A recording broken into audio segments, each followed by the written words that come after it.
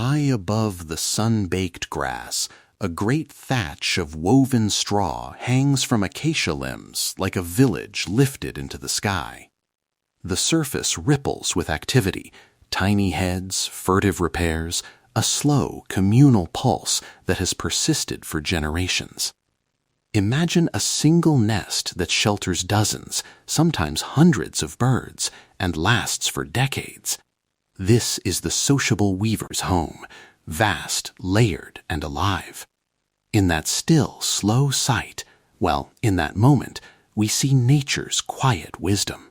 The sociable weaver, Philetaerus socius, lives across parts of southern Africa where open savanna and scattered acacia trees shape the landscape. They favor places where thorny branches offer sturdy anchors and where the grasslands supply seeds and insects. Picture wide horizons, heat-bent air, and trees dotted with these enormous woven homes, each one a neighborhood in miniature, suspended between sky and earth. Life for a sociable weaver begins inside these communal chambers. Unlike solitary nesters, a clutch here finds itself within a labyrinth of rooms, some used for roosting, others for raising young. Pairs may lay 2 or 3 eggs in a private chamber, and for the first days, a chick is tended in the warm hush of the nest's interior.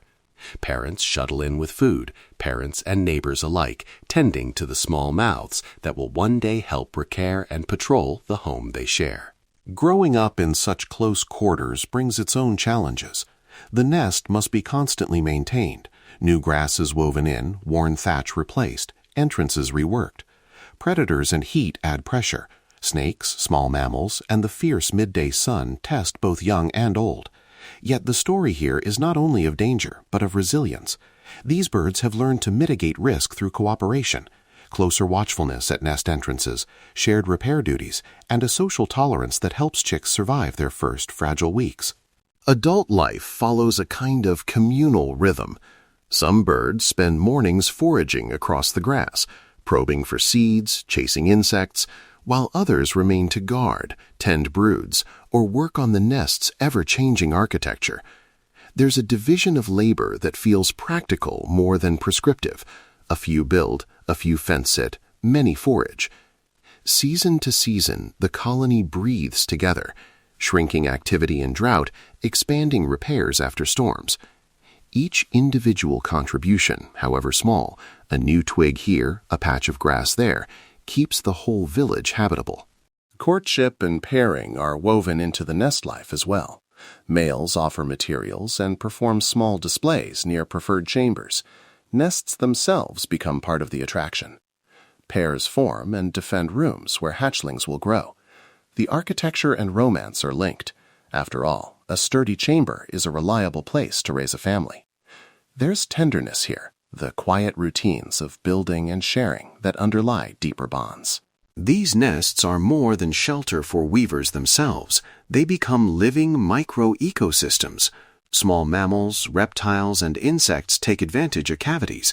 Some species find refuge in the cooler pockets of the thatch. This creates ripple effects, new food sources, new hiding places, new relationships that extend beyond the weaver community. It's a reminder that one species' architecture can shape a small world, knitting together many lives in ways we might not see at first glance. What does this communal architecture teach us? Perhaps it shows how cooperation and small acts of care build lasting shelter, literally and figuratively. From a conservation perspective, simple steps matter.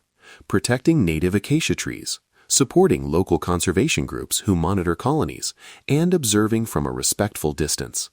Please never approach or attempt to enter active nests. If you'd like to help, consider connecting with community science projects or habitat restoration efforts in regional programs.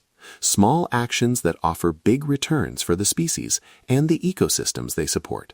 And so we leave the sociable weaver, its home swaying in the wind, a testament to patient craftsmanship and quiet cooperation. If this story gave you a moment of calm or a new sense of wonder at how life organizes itself, I invite you to keep these stories close. Like a woven nest, the little efforts we make, sharing knowledge, protecting a tree, supporting local conservation, build a safer world for birds and for us. Thank you for being here and for listening with care.